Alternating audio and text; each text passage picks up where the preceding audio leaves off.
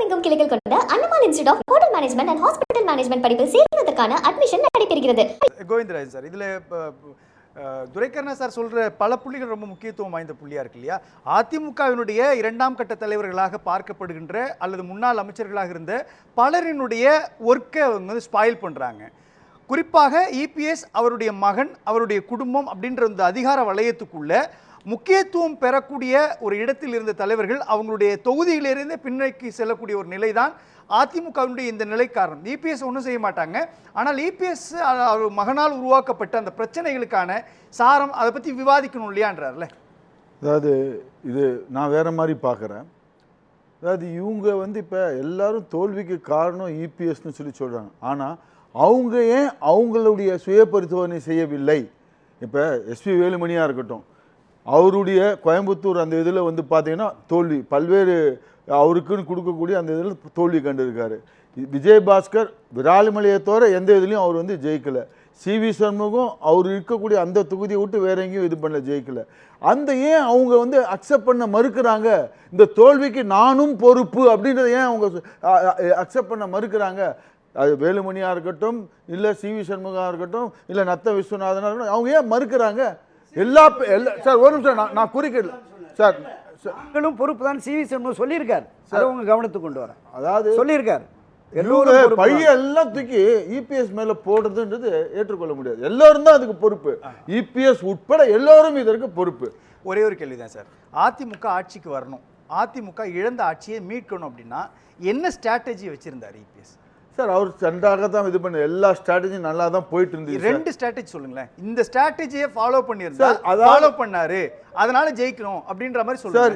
ஆரம்பத்தில் எல்லா கட்சிகளையும் பண்ணதோட இவர் முதல்ல சென்ற ஜூலையே அவர் வந்து தேர்தல் பரப்புரைய தமிழகத்தை மீட்போம், மக்களை காப்போம்ன்ற அந்த முழக்கத்தோட எல்லா தொகுதியும் போய் பார்த்தார் சார்.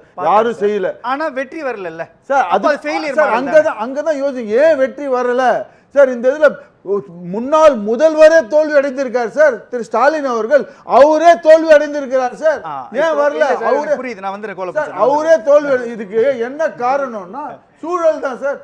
சார் அந்த சூழல் இல்லைங்க சார். ஒரு ரெண்டு கேள்வி கேட்கிறேன் பாருங்களேன். ஒன்று, செங்கோட்டையன் உட்பட பல அதிமுகவினுடைய நீண்ட காலம் பயணித்த தலைவர்களை அதிமுகவிலிருந்து விலக்குறது இருக்குல்ல, அதுதானே தோல்விக்கு காரணம். சசிகலாவை உள்ள கொண்டு வரதுல உங்களுக்கு என்ன பிரச்சனை வந்துச்சு?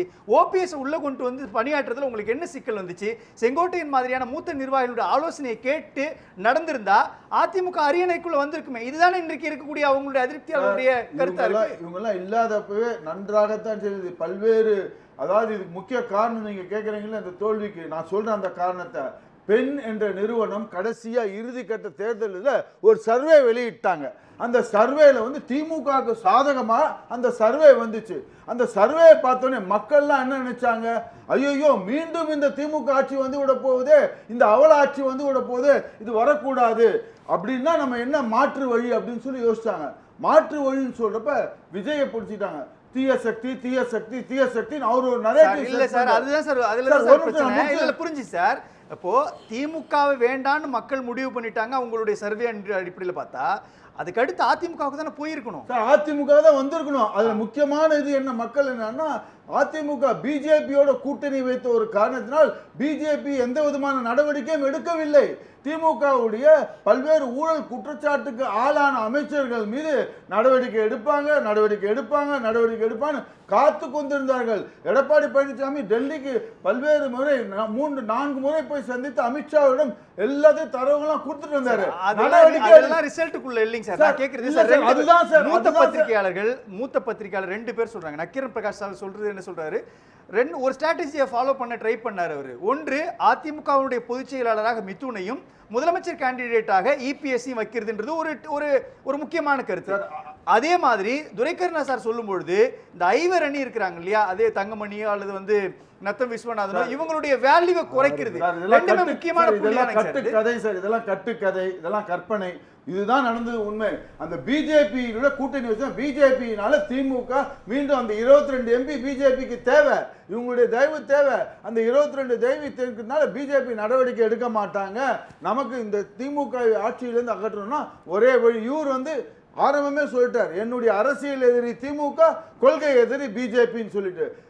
மக்கள் என்ன நினைச்சாங்க? திமுக அழிக்க விட ஒரே இது எதுன்னா விஜய் அப்படின்றது முடிவுக்கு வந்துட்டார். எடப்பாடி பண்ண ஒரே தவறு அந்த தீய சக்தின்ற அந்த இது ஆரம்பத்திலேருந்து எப்படி புரட்சி தலைவி ஜெயலலிதா அவர்கள் தீய சக்தின்னு சொல்லி அதை இது பண்ணியிருந்தாரோ அதை இவரை கையில் எடுத்து ஆரம்பமே அவர் வந்து பண்ணியிருக்கணும்.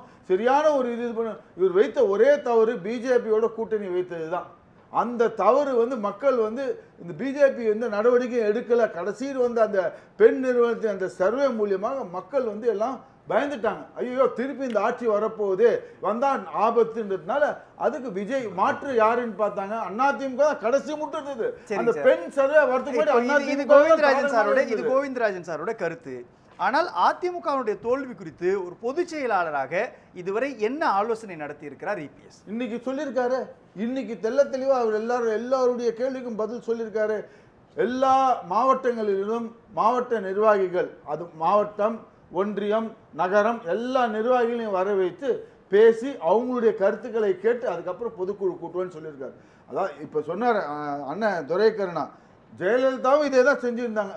ஜெயலலிதா அம்மையார் செய்தா ஓகே, ஆனால் இபிஎஸ் இன்னைக்கு சொல்லியிருக்காரு அதையே வரவேற்க மாட்டேன்றாங்க. அவரு இதே தானே சொல்லியிருக்கிறாங்க, அவரு இதே தான் செஞ்சிருக்காரு. நான் எல்லாரையும் கூப்பிட்றேன் ஆரம்பித்தார். காஞ்சிபுரத்துலேருந்து எல்லா மாவட்டத்துலேருந்து முதல் இது ஆரம்பிச்சிட்டார். இன்றைக்கு ஒரு அறிக்கை விட்டுருக்காரு. அடுத்து நாகப்பட்டினத்தை இப்போ ஆரம்பிக்க போகிறார்.